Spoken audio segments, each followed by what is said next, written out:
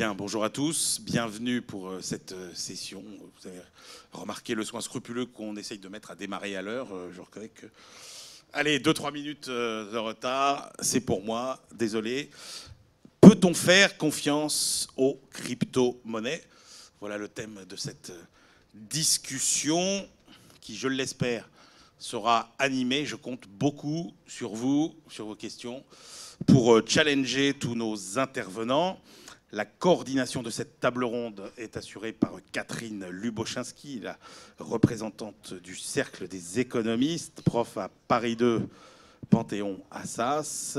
Et les intervenants seront Olivier Klein, le directeur général de la BRED et surtout professeur d'économie à HEC, Jean-Marc Fornery, le président et CEO de Bucéphale Finance, Jean-Pierre Landau, professeur associé à Sciences Po, ancien sous-gouverneur de la Banque de France et chargé par le gouvernement d'une mission sur les crypto-monnaies dont il nous livrera les conclusions, et David Syed, avocat spécialiste de finance internationale et conseil au souverain. Oui, je fais beaucoup de conseils au souverain. Voilà. Alors, comme de coutume, nous allons démarrer cette discussion par un propos introductif qui va mettre le sujet en perspective. Catherine, c'est à vous. Merci Emmanuel. Alors, je pense que compte tenu de la frénésie médiatique, académique, tout le monde a entendu parler du Bitcoin. Presque tout le monde a dû entendre parler de l'Ethereum, mais probablement presque personne n'a dû entendre parler du Candy, du Madcoin, du Richcoin, bah oui, du Sportscoin, oui, du Proud Money ou même de l'Halloween Coin. Alors ça, c'est pour en citer que quelques-unes parmi les 1600 crypto-trucs recensés mi-juin dernier. Et on pourrait faire un cercle des économistes coin, peut-être. Oui, non mais bien sûr. Alors, première question, donc, ce qu'on appelle des crypto-monnaies, est-ce que c'est vraiment bien de la monnaie ? Alors, on peut aller back to basics, hein, on va lire quelques manuels d'économie, et dans les manuels d'économie, la définition d'une monnaie s'effectue à partir des 3 fonctions qu'elle doit remplir. Donc, on le sait tous, hein, il y a unité de compte, instrument d'échange et réserve de valeur.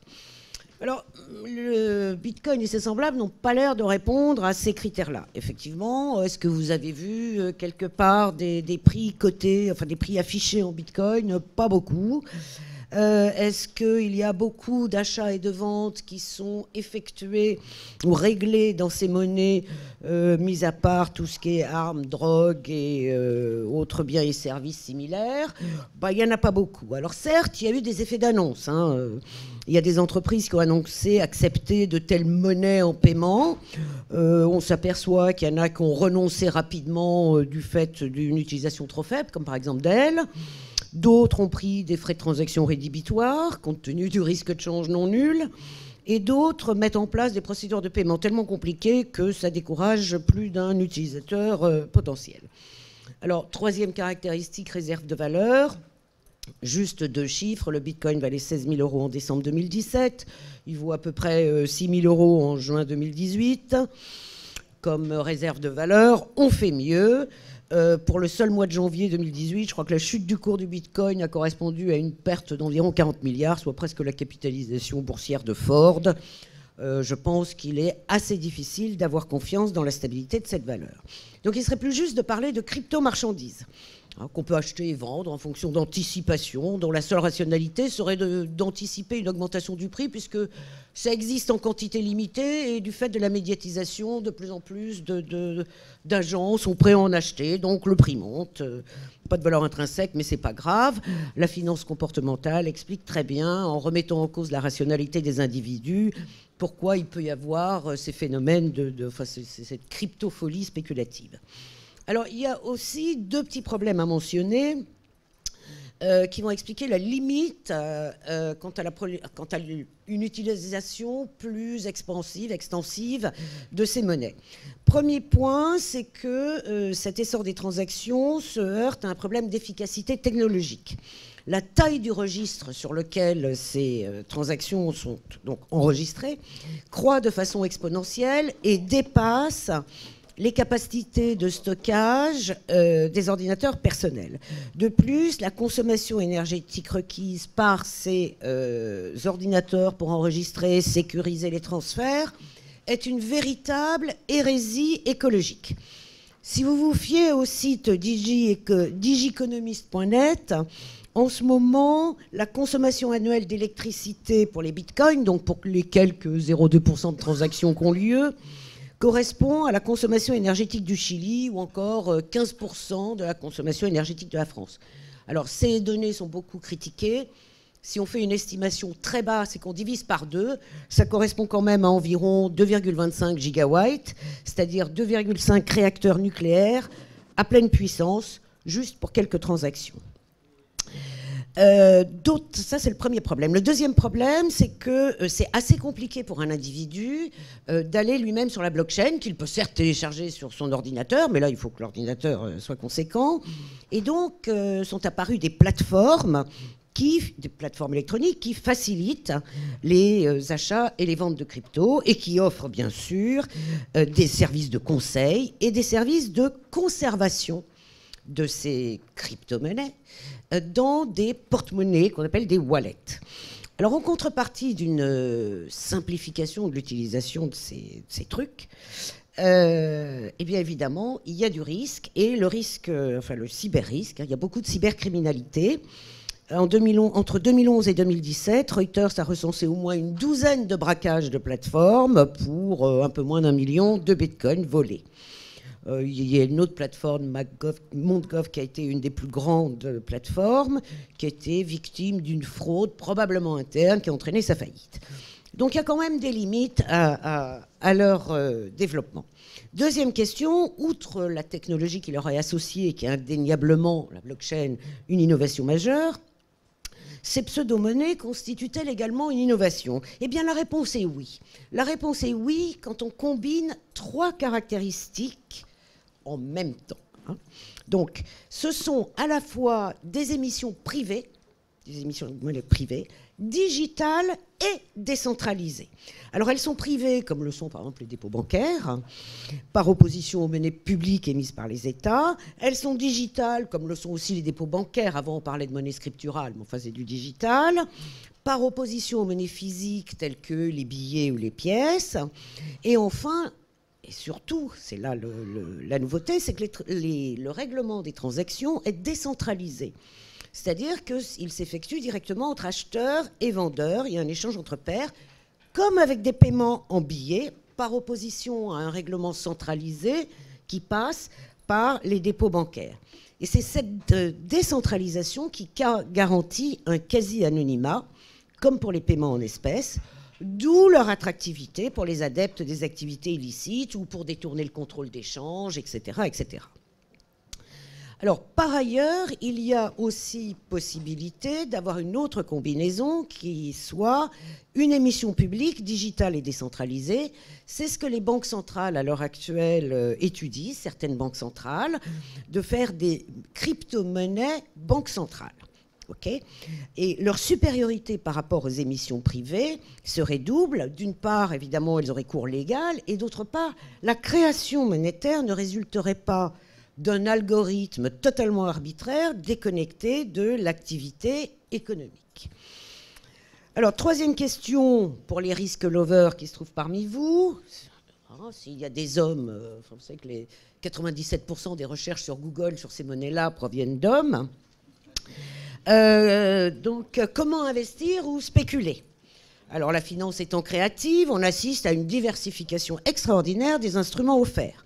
En 2013, nous avons vu apparaître les ICO, Initial Coin Offering, qui permettent des levées de fonds en contrepartie de jetons, on va appeler de jetons numériques. Voilà, vous avez 2 catégories. Les jetons d'usage qui vous donnent droit à utiliser la technologie ou les services qui sont ou qui seront procurés par la société émettrice, et puis d'autres jetons plus apparentés à des titres de propriété qui donnent des espèces de droits financiers très variables d'un jeton à l'autre. Alors l'argument majeur en faveur de ces émissions, parce qu'il y en a un, c'est vrai, il faut le reconnaître, c'est que la levée de fonds ce type de levée de fonds vous donne un accès à tous les investisseurs internationaux immédiatement. Et donc un public d'investisseurs beaucoup plus large. Alors ces ICO sont très peu régulées, elles sont évidemment très risquées. On estime à peu près à 20% le nombre de ces ICO plus que douteuses, c'est-à-dire carrément frauduleuses. Mais enfin, bon, ils existent. Et donc, en termes de diversification de portefeuille, les gérants d'actifs sont enclins, d'accord, une seconde, à vous proposer des portefeuilles de jetons, là, de crypto-jetons. Vous en avez à peu près 250 en avril 2018. Bon. Alors, je vais donc conclure, puisque j'ai dépassé mon temps de parole. Dernière question, que font les régulateurs? On s'aperçoit que la régulation internationale, là encore, n'est pas coopérative.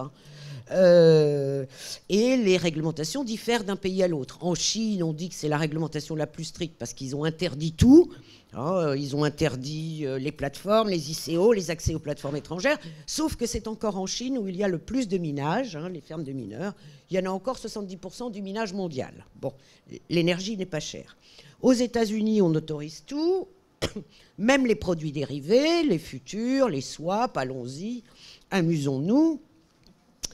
Mais quand même, la SEC, le gendarme des marchés américains, a mis en place un site que je vous conseille d'aller voir qui s'appelle howicoin.com, qui est un fake site faisant de la publicité pour des ICO et qui vous met en garde contre tous les dangers de ces instruments. Voilà. Et Malte, on connaît Malte, bien entendu, a annoncé qu'il veut être le hub des crypto-monnaies. Bon, c'est pas étonnant.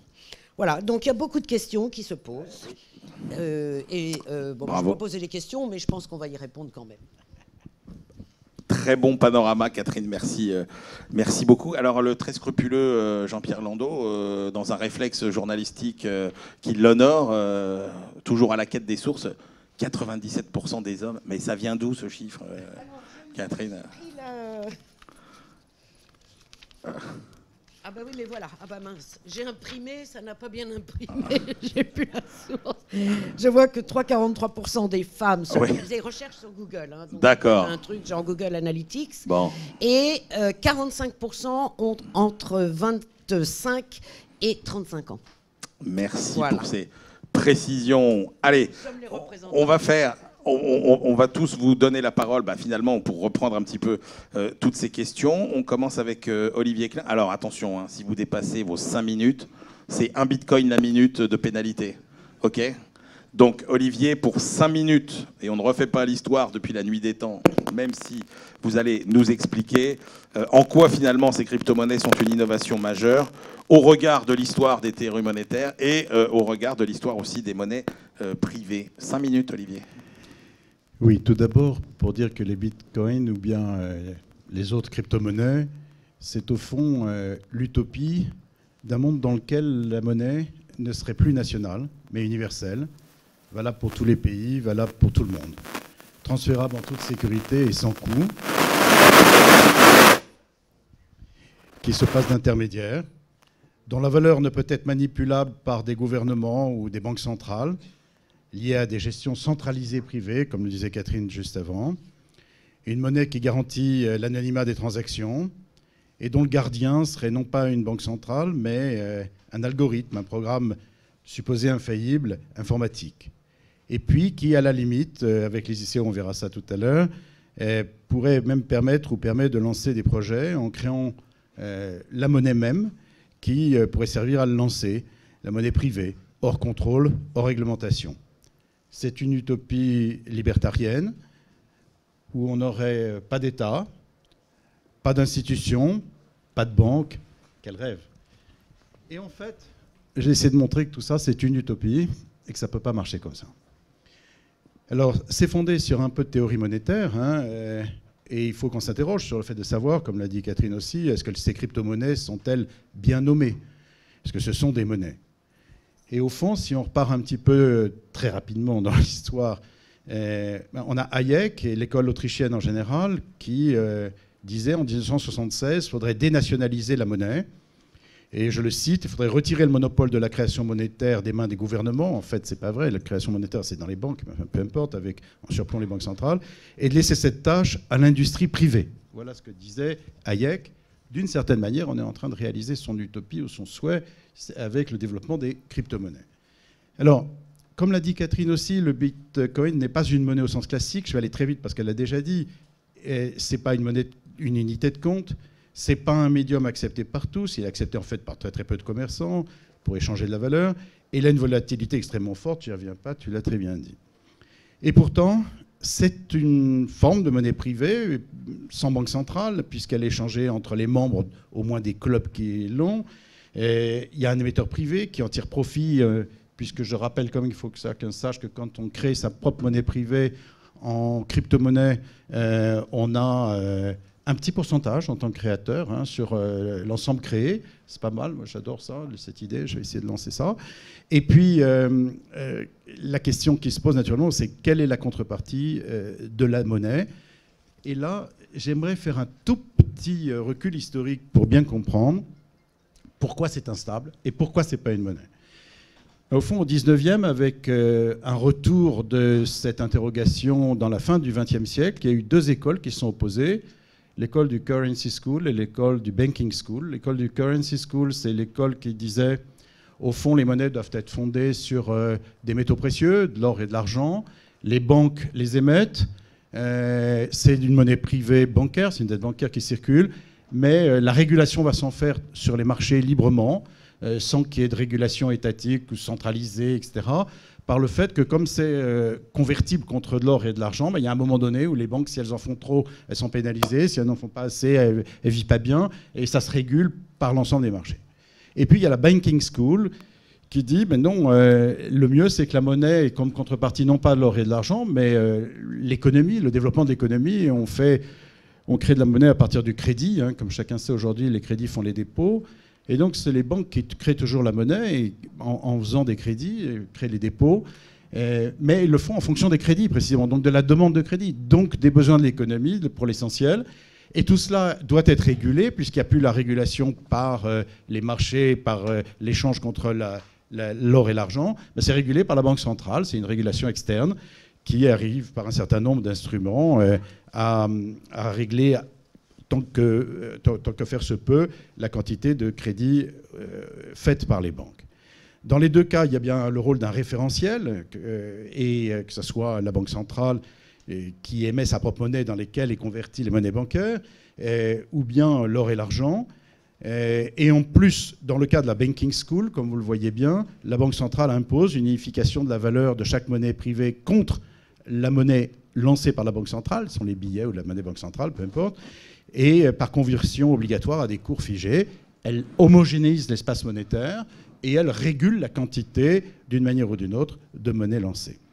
Alors, ce que je voudrais dire, c'est que déjà dans cette controverse, elle a été pratiquement dépassée parce que si les banques centrales sont nées, ce n'était pas de par l'esprit de bureaucrates bizarres qui ont lancé des administrations pour contrôler les monnaies et les individus, mais tout simplement parce qu'au XIXe siècle, on a une série, et au début du XXe siècle, on a une série de crises financières très graves venant du fait qu'il y avait des banques qui tombaient en faillite très régulièrement, alors qu'elles étaient pourtant, elles créaient des monnaies convertibles contre l'or et l'argent, mais cette émission... Parce qu'il faut rappeler, Olivier, que ça a déjà existé dans l'histoire, la concurrence des monnaies. Exactement, exactement. Au 19e, enfin là je parle du 19e parce que je parle du capitalisme déjà, mais, et ces monnaies donc, étaient échangeables, même aux États-Unis, mais pouvaient ne plus valoir la même chose parce que la confiance qu'on accordait dans chaque banque n'était pas la même et qu'il n'y avait pas l'homogénéisation par la création de la Banque centrale. Donc la Banque centrale, en étant prêtée en dernier ressort, en homogénéisant l'espace monétaire, a créé une stabilité qui a empêché la récurrence très forte des crises financières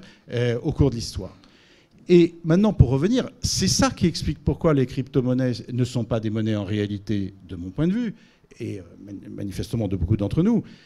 C'est tout simplement qu'on est dans une situation tout à fait diverse. On n'a pas la contrepartie de l'or et de l'argent, qui déjà marchait mal. On n'a pas la contrepartie de financement de l'économie, puisque c'est lancé par des individus privés, qui est lancé en fonction de besoins qu'ils préfixent totalement arbitrairement. Et on a le foisonnement de création monétaire. Tout à l'heure, Catherine l'a dit aussi, il y a plus de 1600 monnaies crypto. Et donc, on peut à l'infini créer des monnaies, ce qui est en train de se développer, parce qu'il y a un intérêt à le faire.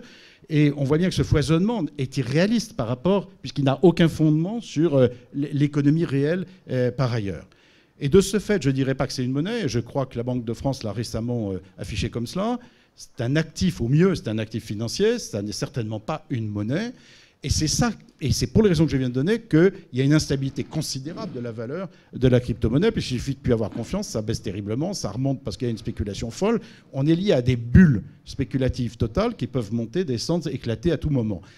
Pour finir, c'est donc un actif financier au mieux, mais un actif financier qui ne serait même pas fondé sur la valeur d'une entreprise, puisqu'il n'y a pas d'entreprise derrière. C'est, encore une fois, des nominations, et on joue sur la valeur artificielle de l'évolution de cette monnaie, de la demande et de l'offre. Donc, au fond, un actif hyper spéculatif, comme on en fait de temps en temps dans le monde financier lorsqu'on s'échappe complètement de l'économie réelle.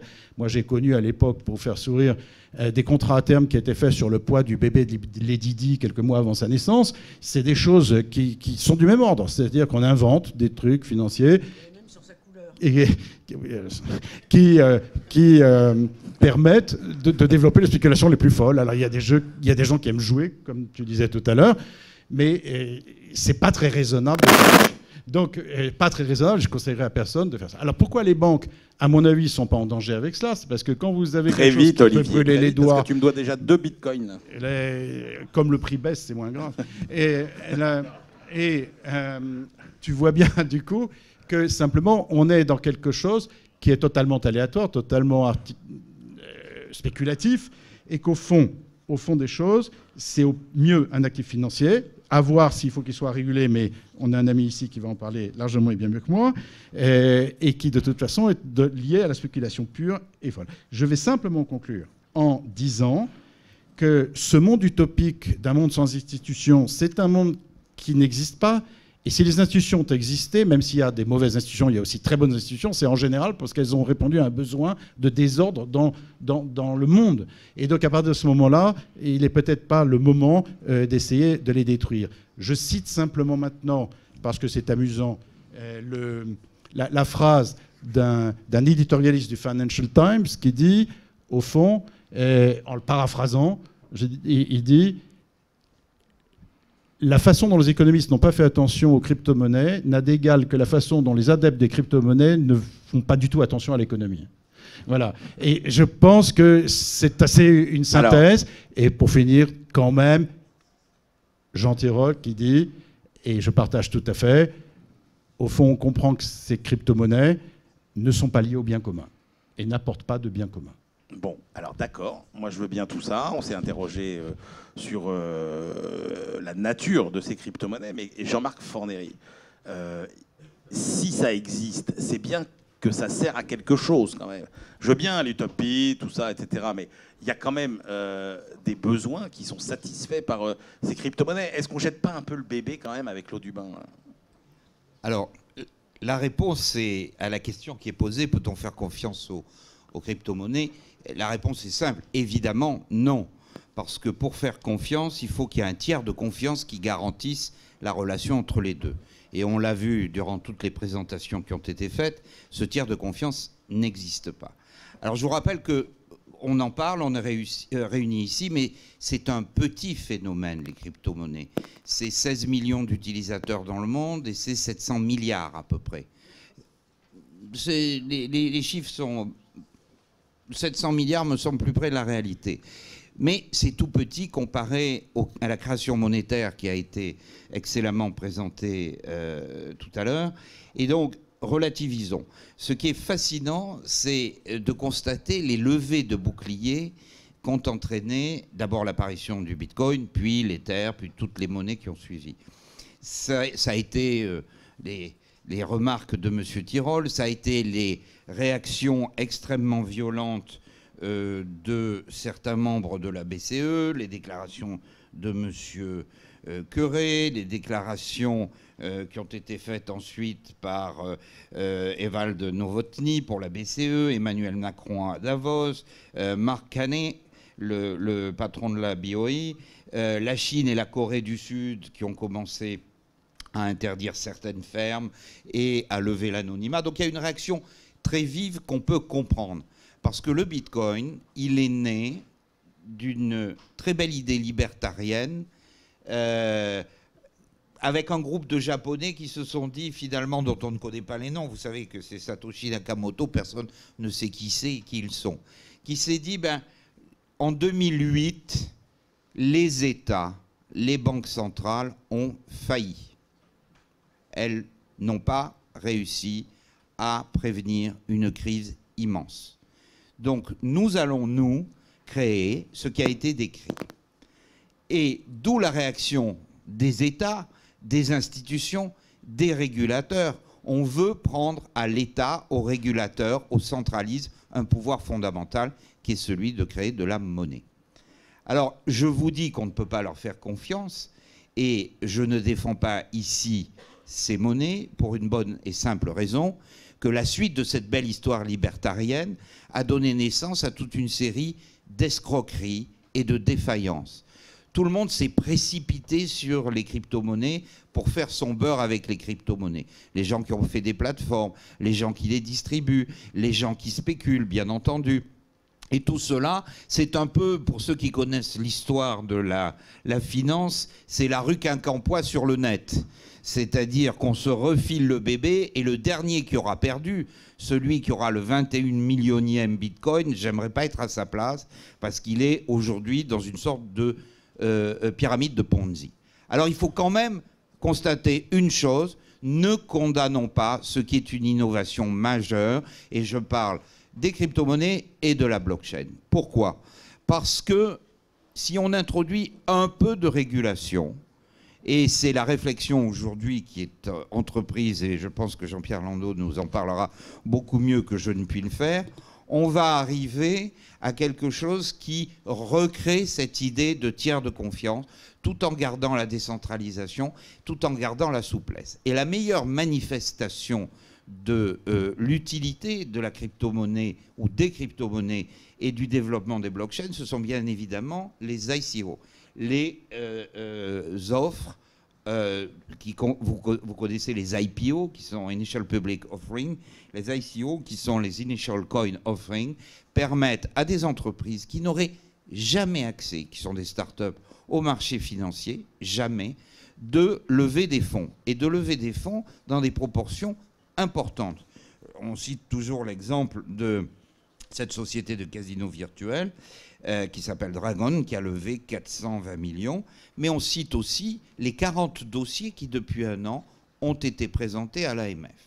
Alors l'administrateur d'Intercontinental Exchange, qui est la société qui contrôle le New York Stock Exchange et qui contrôle l'essentiel du clearing dans le monde, est tout à fait favorable à un système dans lequel on introduirait un peu de régulation, beaucoup plus légère. C'est l'exemple de ce qui se fera, j'espère, avec l'AMF et la revue des white papers, mais qu'on introduira aussi une monnaie électronique qui dépendra des banques centrales. Et je suis très attentif à l'expérience que la Suède va tenter, puisque vous savez que les Suédois sont en train de préparer une monnaie virtuelle qui sera donc garantie par un tiers de confiance, qui est pour le moment sous le nom de e-Krona.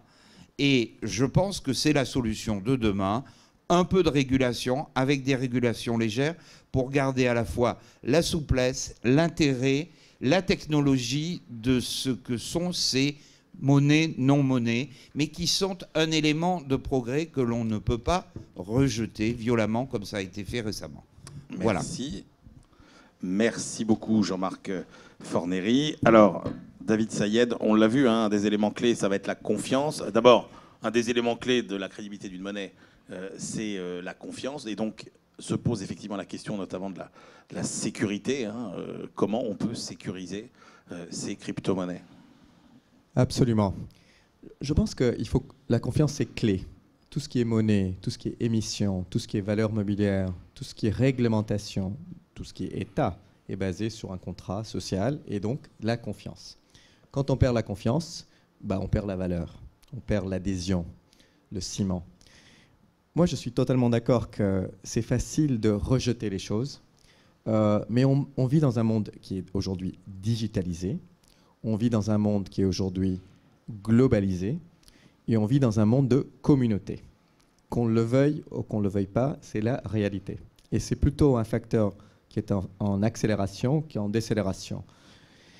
Donc aujourd'hui, dire crypto-monnaie, il vaut mieux, à mon sens, travailler sur une réglementation qui a du sens, une réglementation qui est adaptée au monde moderne, qui est adaptée à la technologie, c'est-à-dire le blockchain, et à l'Internet, hein, et aux moyens d'utilisation.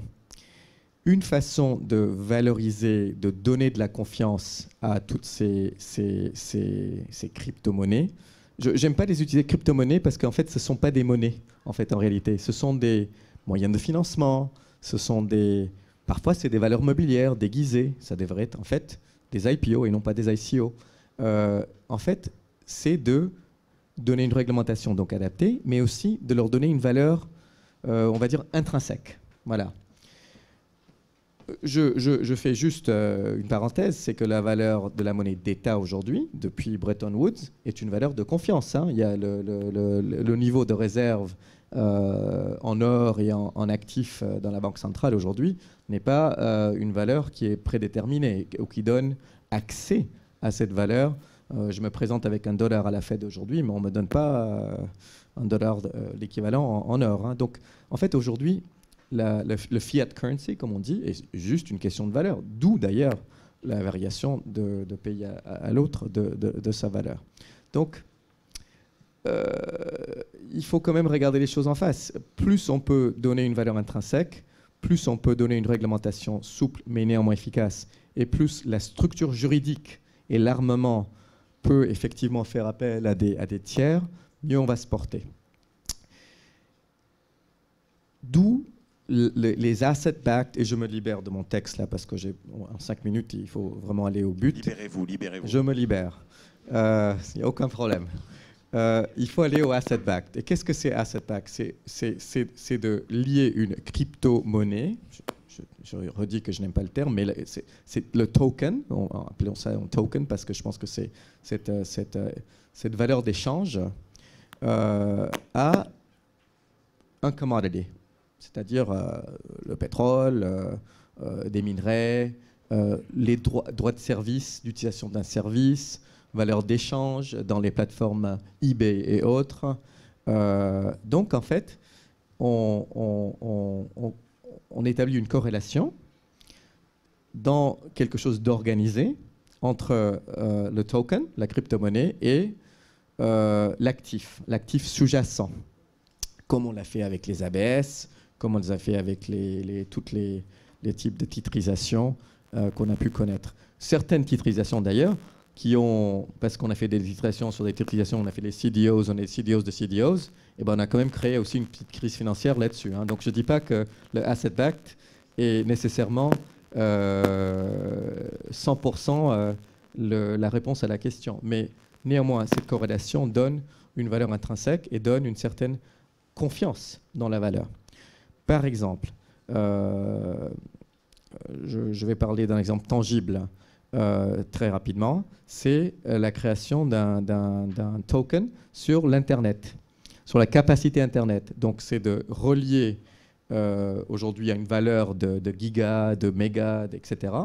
L'Internet étant un peu le pétrole de demain, c'est-à-dire quelle est la commodity aujourd'hui que tout le monde a besoin tout le temps pour stocker, pour retrouver, pour faire autonomous driving, c'est l'Internet, hein, c'est la capacité de calcul et de retrouvailles. Donc si on pouvait faire un token, Google pourrait le faire hein, demain, qui donne l'utilisation de l'Internet, ça serait certainement un token qui aura plus de valeur et mondialisé que n'importe quelle monnaie nationale, sauf peut-être le dollar. Mais le dollar est plutôt lié au pétrole. Et le pétrole étant l'actif d'hier et l'Internet l'actif de demain, peut-être que ce token Google serait encore plus sécurisé que le dollar. Juste une idée. Voilà. Et moi, je m'arrête à mon temps. Beaucoup, David. Alors, vous avez tous beaucoup parlé de régulation. Donc, nous allons maintenant conclure ce premier tour de table par voilà, le sage Jean-Pierre Landau qui a remis son rapport justement sur le sujet et dont il va vous livrer les principales conclusions, Jean-Pierre. Alors, peut-être 4 remarques. Premièrement, je ne sais pas s'il faut faire confiance aux crypto-monnaies, mais je suis certain qu'il faut les prendre au sérieux.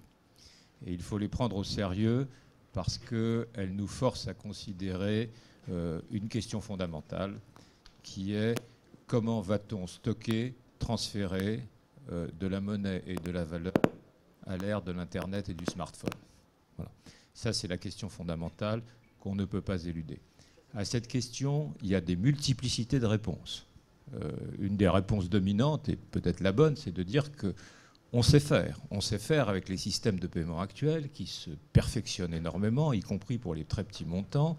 Et par conséquent, le problème est géré. Ça, c'est une réponse possible. Et puis, il y a d'autres réponses. Deuxième point, donc il y en a une multiplicité. Deuxième point, les cryptos nous offrent une réponse bien spécifique et qui est une réponse radicale et qui consiste à dire, pour transférer et stocker de la valeur à l'heure de l'Internet, il faut faire quelque chose de complètement nouveau. Et de complètement nouveau dans 3 directions. Direction de la technologie, on en a beaucoup parlé. Direction de la gouvernance, il faut faire quelque chose de totalement décentralisé. Et direction de la monnaie elle-même. Les cryptos sont des instruments monétaires totalement nouveaux. Et comme, je vais employer un grand mot, on n'en a jamais vu dans l'histoire. Ça a été dit, je répète un tout petit peu ce qui a été dit, ce sont des monnaies privées, ce sont des monnaies qui sont totalement détachées des banques, et ce sont des monnaies qui n'ont aucun adossement physique ou financier. Dans le passé, dans le 19e siècle, on l'a dit, on a eu des monnaies privées. Ces monnaies privées étaient soit émises par des banques et donc gagées sur les actifs de ces banques, soit émises en contrepartie d'actifs métalliques. Là, on a quelque chose qui n'est rien, qui n'est baqué par rien. Donc c'est quelque chose de totalement nouveau. Et peut-être la question qu'on doit se poser vis-à-vis des crypto-monnaies, c'est que souvent, l'ensemble de ces innovations technologiques, gouvernance, monétaires, nous est présenté comme un paquet indissociable, on prend tout ou on rejette tout. Et je pense que la bonne approche, c'est de dire, on regarde et on voit dans ces éléments ceux qui sont effectivement ou peuvent apporter des réponses à la question fondamentale. Troisième point, j'ai moi un doute, et il est exprimé dans le rapport, j'ai un doute sur la décentralisation. Ou plus exactement, j'ai un doute assez fondamental sur le fait qu'on puisse concilier 3 éléments ensemble, la décentralisation, la sécurité et l'efficacité. Voilà. Il y a une espèce de triangle d'incompatibilité entre ces 3 éléments. Et quand j'observe l'évolution de la technologie, toutes les recherches qui sont faites par les développeurs, tôt ou tard, on est amené à sacrifier un de ces 3 éléments. Les crypto-monnaies se recentralisent. Les générations actuelles de crypto-monnaies sont beaucoup plus centralisées que l'idéal initial du Bitcoin. On peut en parler. Certaines d'entre elles transigent un peu sur la sécurité. Et celles qui ne transigent pas, comme le Bitcoin, qui est une monnaie assez intègre à bien des égards, eh bien, elles souffrent de problèmes d'inefficacité. Donc ça, c'est le 3e point. Alors, le 4e point, quels sont les défis, puisque c'est là-dessus que notre président m'attend. Je dirais 3 ou 4 grands défis de politique publique. Premièrement, ce que nous disons dans notre rapport, on ne régule pas, mais on contient. On ne régule pas une technologie qui change. Ça ne sert à rien. On aboutit simplement à paralyser la technologie, à la forcer à s'orienter vers l'évasion réglementaire. Ça n'est ni souhaitable ni nécessaire parce que les risques aujourd'hui que posent les crypto-monnaies pour le système financier sont minimes. Je crois que ce n'est pas 700 milliards, c'est plutôt 200 ou 250 aujourd'hui.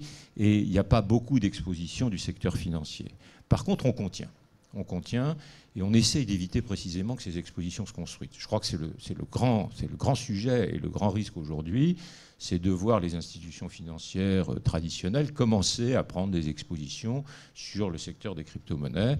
Et de ce point de vue-là, quand on veut les qualifier d'actifs financiers, je suis un tout petit peu perplexe parce que ça ne sont pas des actifs financiers. On pourra en parler.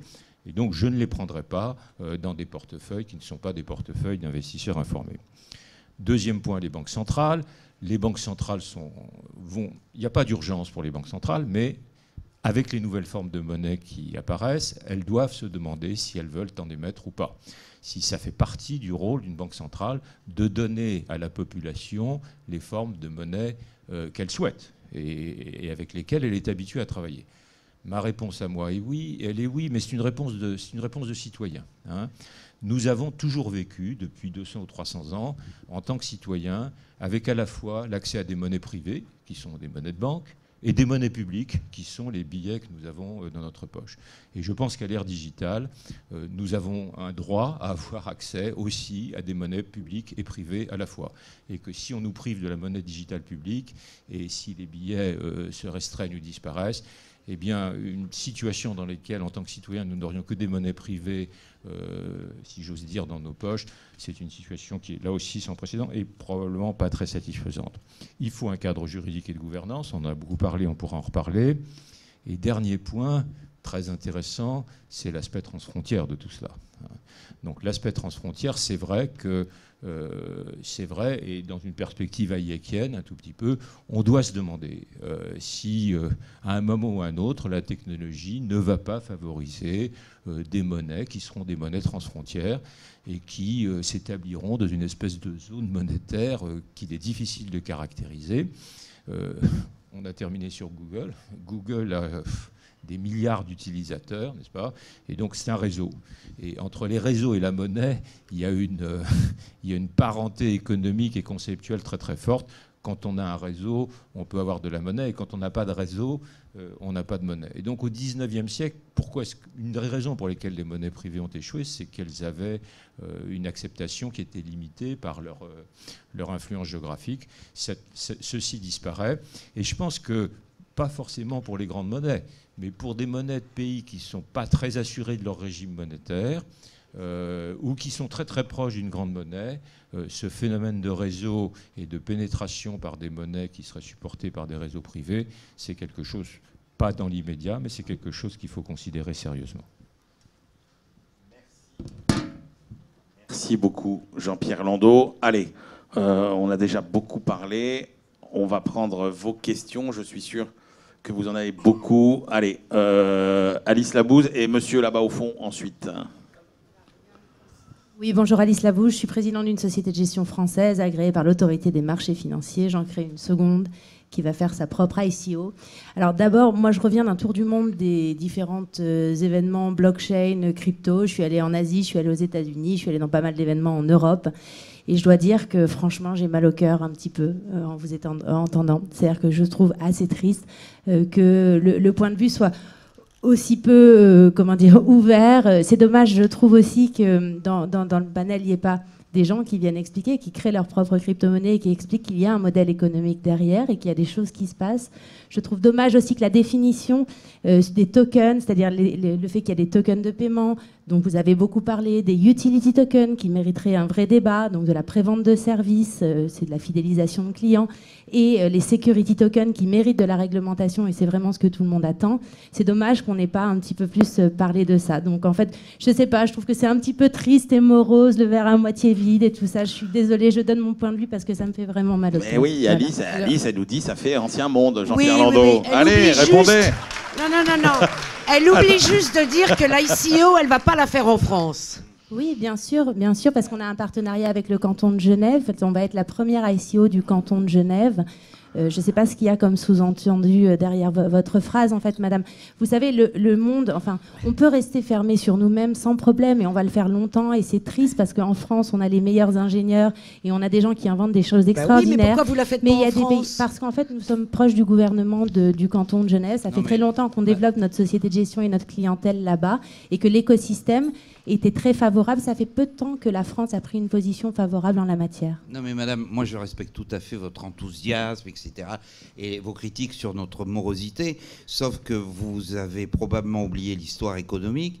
Il y a eu les tulipes, il y a eu la rue Quincampoix, et je le redis, et vous êtes comme le bossu dans Paul Féval, il était plein d'enthousiasme pour les assignats, et ça a très mal fini. Et je ne vous souhaite pas évidemment que ça finisse mal, mais sans régulation, ce qu'on vous dit, c'est qu'entre un monde en folie qui est un Far West, et loin de moi l'idée de vous comparer à Calamity Jane, mais ce Far West, madame, il faudra à un moment que les choses cessent et qu'il y ait un shérif. Et vous nous Oui. dites, bah, vous êtes triste parce que vous voulez pas de shérif. Mais moi, je vous dis Non. que si ça doit fonctionner, il faut qu'il y ait un Alors, shérif. on a beaucoup d'autres questions. On va Jean-Pierre laisser Landau, parler juste les une- autres, mais j'ai parlé moi-même de régulation. Je viens du monde de la régulation. J'ai travaillé à l'autorité des marchés financiers, monsieur. Je suis très sensible à la régulation.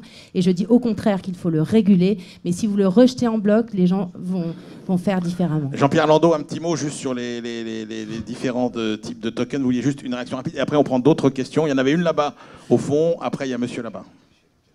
Je vais intervenir 2 secondes là, parce qu'en fait, on avait 5 minutes par thème. Et donc, c'est peu de temps. Et donc, ce que j'ai essayé de faire, c'était d'intervenir sur la partie asset-backed, mais sur les tokens et sur le fait qu'on peut sécuriser en donnant une valeur intrinsèque avec une régulation. Donc, mais néanmoins, il faut une régulation. On est tous d'accord. Donc, mais le problème, c'est que, voilà, on a peu de temps. Jean-Pierre, réponse très courte parce qu'on a beaucoup de questions et peu de temps encore. Non, moi je suis très intéressé et très curieux des ICO. La seule chose que je dis, parce que c'est vrai, c'est que ce sont des produits qui sont globalement, qui ont un profil de risque assez particulier. Et donc, c'est un peu, ce sont des produits qui ne sont pas à mettre entre toutes les mains. C'est du capital risque, les ICO. Il faut appeler les choses par leur nom. Ça a le payoff d'un capital risque. C'est-à-dire que 9 projets sur 10 vont échouer. C'est d'ailleurs ce qu'on observe dans les statistiques. 45% des ICO émises depuis un an, les sociétés ont déjà disparu. C'est normal. C'est normal. Il faut simplement être conscient que c'est du capital risque.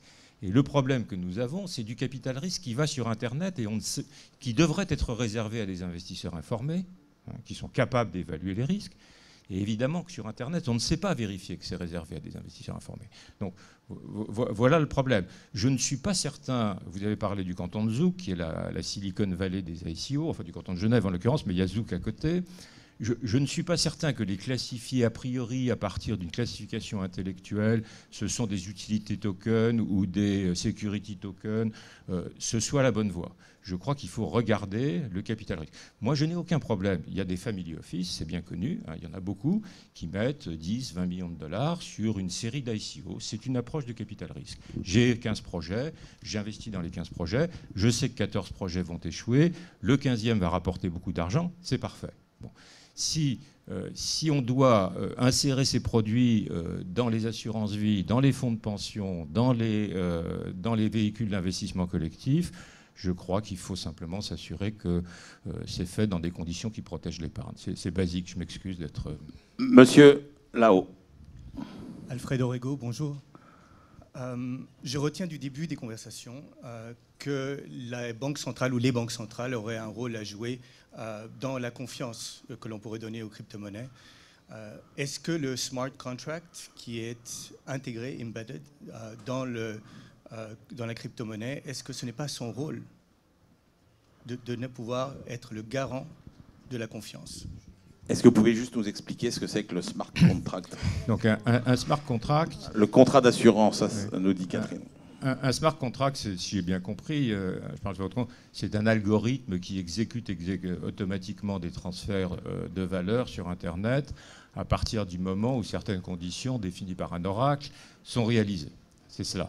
Donc c'est une façon très, très rapide, très souple et très fiable d'exécuter des contrats. Bon. Et ça a beaucoup d'applications. Une des applications qui est très intéressante, par exemple, c'est sur la gestion des contrats repo et la gestion des contrats de collatéral. Ça vous vire du collatéral ou ça vous immobilise du collatéral ou libère du collatéral très vite. Là où et c'est peut-être mon voisin qui est plus apte à répondre à cela, le fait que quelque chose s'exécute très rapidement sur une blockchain ne lui donne pas automatiquement une force juridique totalement sûre. Et par conséquent, le problème que nous avons, je pense, dans toutes les juridictions, c'est d'arriver à traduire en instruments juridiques sûrs des choses qui se passent en une nanoseconde sur la blockchain. C'est un problème passionnant, c'est un problème qui sera résolu. Il y a eu en France une ordonnance blockchain qui doit permettre de progresser dans cette voie. Mais c'est exactement ce que je disais, hein. C'est-à-dire qu'il faut adapter toute la façon dont nous travaillons et nous pensons à des transferts de valeur sur Internet qui se font dans des conditions totalement différentes du passé. Moi, je ne suis pas du tout négatif vis-à-vis de ça. Je dis simplement qu'il faut considérer toutes les questions que ça pose. Et aujourd'hui, quand nous parlions paiement en temps réel, n'est-ce pas, il y a 20 ans, c'était en une demi-journée. Quand on parle en real-time gross settlement maintenant, c'est en quelques minutes. Eh bien, le real-time gross settlement de l'avenir, ce sera en quelques nanosecondes. Voilà. Il faut simplement trouver les moyens que ça se fasse dans des conditions juridiques. Un mot chacun très vite et on passe à la prochaine question. Moi, je pense que le smart contract, c'est très intéressant sur la sécurité matérielle, même si c'est des transactions immatérielles, c'est digitalisé, des transactions. C'est la blockchain, c'est le smart contract, etc. La problématique, souvent dans les crypto-monnaies, c'est le sous-jacent, c'est l'utilisation des fonds, c'est le projet, c'est la gouvernance, c'est le sous-jacent, c'est le reporting dans le temps, comme pour les IPO. En fait, c'est deux choses assez... Je pense que c'est vraiment deux choses... La sécurité matérielle, oui. Le sous-jacent, non. Le smart contract ne répond pas à ça. Olivier, très vite. Très vite, je pense que d'abord, c'est pas parce qu'il y a des innovations qu'elles sont forcément toutes bonnes et qu'il faut raison garder aussi. Et que pour savoir si une innovation peut être bonne ou si elle peut, au contraire, être source de malheur et de désordre, il faut quand même un peu de recul historique et voir ce qui s'est passé dans le temps. Et que la tulipe, c'était considéré comme une très bonne innovation à l'époque et ça a été une horreur. Quand on a fait des CDO sur des subprimes, c'était une horreur. Et ceux qui avaient un peu de recul historique et qui pouvaient voir ce qui se passait avec le surcroît d'endettement et la crise de surendettement mondiale qui se créait, étaient plus aptes à comprendre que la crise de 2007-2009 que ceux qui pensaient que le neuf créait du neuf et qui n'avaient pas besoin de regarder le passé. Ça ne veut pas dire que juste le passé éclaire suffisamment l'avenir. Ça veut dire simplement qu'une vision historique et théorique ne peut pas être mauvaise. Et du coup, il faut bien distinguer, me semble-t-il, j'en finis là, le blockchain, qui est une technologie en soi qui peut être formidable, de la crypto-monnaie en tant que telle. Et même dans les crypto-monnaies, il me semble qu'il faut distinguer l'aspect monétaire et échange de l'aspect levée de fonds. Si je fais des levées de fonds pour créer de la monnaie, je trouve que c'est dangereux. Si je fais de la levée de fonds parce que j'ai une entreprise, un projet, et que c'est une façon d'apporter des moyens au développement d'une entreprise, c'est déjà complètement différent. Et donc là, comme on avait 5 minutes chacun, on s'est concentré sur crypto-monnaie parce que c'était le sujet, mais on n'a pas parlé de levée de fonds par les ICO. D'accord ? Donc je crois qu'il faut distinguer tout ça. Sur la monnaie, je finis. Je pense fondamentalement qu'on a vécu l'histoire monétaire avec des monnaies privées non régulées, que ceci, à chaque fois, a amené à une instabilité financière et monétaire qui a créé le malheur des gens. Parce que, tout simplement, des crises financières qui ont entraîné des crises économiques fondamentales. C'est pour ça qu'on a créé les banques centrales. C'est un petit peu rapide de dire qu'on n'en a plus besoin. C'est pas ça que vous avez dit vous-même. Monsieur. Oui, bonjour. Je m'appelle Adrien Blanc. Je travaille dans l'immobilier, donc rien à voir avec la blockchain. Et j'ai juste une question aux organisateurs. Je trouve ça assez étonnant qu'il n'y ait aucun acteur des crypto-monnaies assis de votre côté. Je vais vous répondre. On n'a pas pu en avoir. Invité ? Oui, on a cherché désespérément à faire venir quelqu'un de la maison du Bitcoin, pas venu. Le créateur de l'Ethereum, il se déplace très facilement dans beaucoup de conférences. Voilà, on a demandé la maison du Bitcoin parce que c'était en France. Le créateur d'Ethereum, on n'a pas demandé. Oui, c'est vrai, on aurait pu. Allez. Et juste pour vous dire, il y a quand même beaucoup de gens qui ont confiance dans le registre. Oui, mais là encore, c'est la technologie. Et on est... Non, mais vous êtes face à une communauté qui a confiance et qui n'a pas besoin de régulation et qui a confiance dans son registre, qui l'utilise au jour le jour. Alors... 200 milliards, c'est pas rien, 15 millions de personnes, 70% en Asie. Voilà, ces gens-là, ils ont confiance dans ça. Est-ce que non, mais on essaye de vous expliquer qu'il ne faut pas confondre la technologie associée à la monnaie. Et qu'il y avait la session sur la blockchain juste avant, et que là, c'est la session sur doit-on utiliser cette technologie pour enregistrer des transactions avec de nouvelles monnaies. C'est pas le même débat. On n'est pas du tout contre la blockchain. Au contraire, c'est fabuleux comme innovation qui a des utilisations multiples. Allez, notre temps est malheureusement écoulé. Allez, une dernière question. Il y avait le monsieur qui avait levé la main là-bas au fond. Allez.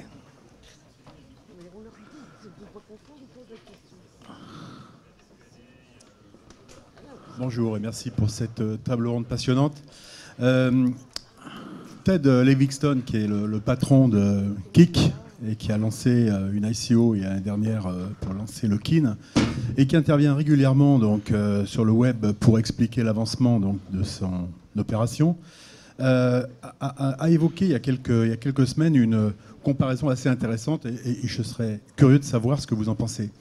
notamment sur la notion de confiance de la crypto, puisque lui-même considère qu'en aucun moment, ni le Bitcoin, ni le KIN demain matin remplacera le dollar ou l'euro. Mais par contre, il a une approche qui nous a permis de peut-être comprendre quelque chose qui a peut-être échappé aujourd'hui. Prenons Apple.